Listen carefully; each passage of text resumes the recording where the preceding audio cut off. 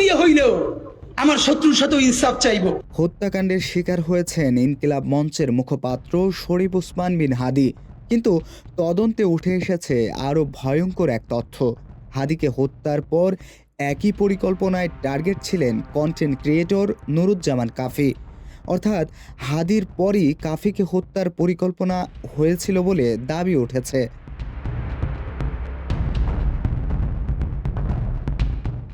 অনুসন্ধানী সাংবাদিক জুলকার নাইন সায়ের খান তার এক ফেসবুক পোস্টে বিষয়টি প্রকাশ করেন।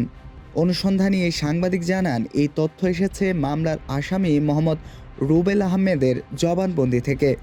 রুবেল আহমেদ আদালতে 164 ধারায় স্বীকারোক্তিমূলক জবানবন্দি দিয়েছেন। কিন্তু কে এই রুবেল আহমেদ? রুবেল আহমেদ সাবেক প্রধানমন্ত্রী শেখ হাসিনার গাড়ি চালক রাজ্জাক মাতব্বরের ছেলে। আদালতে দেয়া জবানবন্দিতে রুবেল দাবি করেন, ভারতে পলাতক আওয়ামী লীগ নেতা জাহাঙ্গীর কবির নানকের ব্যক্তিগত সহকারী মাসুদুর রহমান বিপ্লব এই হত্যার নির্দেশ দেন।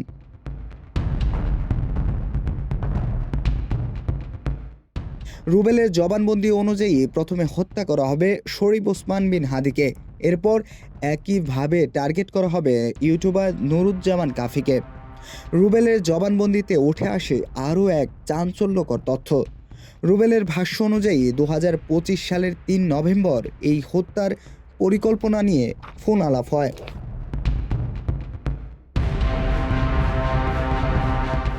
আওয়ামী লীগ নেতা জাহাঙ্গীর কবির নানকের ব্যক্তিগত সহকারী মাসুদুর রহমান বিপ্লব সে সময় ফোন করেন মামলার আরেক আসামি কামরুজ্জামান রুবেলকে।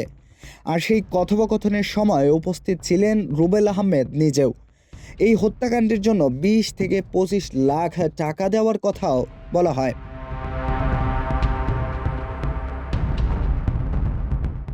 জবানবন্দিতে আরও বলা হয়, শেখ হাসিনাকে নিয়ে কটূক্তি ও আপত্তিকর মন্তব্য করার কারণেই এই দুই ব্যক্তিকে সরিয়ে দেওয়ার সিদ্ধান্ত নেওয়া হয়। হত্যার দায়িত্ব দেওয়া হয় শোটার ফয়সালকে, যিনি ফয়সাল করিম মাসুদ নামেও পরিচিত। পরিকল্পনা অনুযায়ী বিপ্লব প্রথমে দায়িত্ব দেন কামরুজ্জামান রুবেলকে, পরে সেই কাজটি দেওয়া হয় শোটার ফয়সালের হাতে।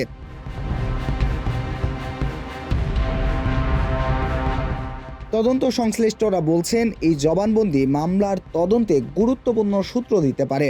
এখন তদন্তকারীরা খুঁজে দেখছেন এই হত্যার নির্দেশের পেছনে কারা জড়িত ছিল এবং কারাই বা ছিল এই হত্যাকাণ্ডের অর্থদাতা।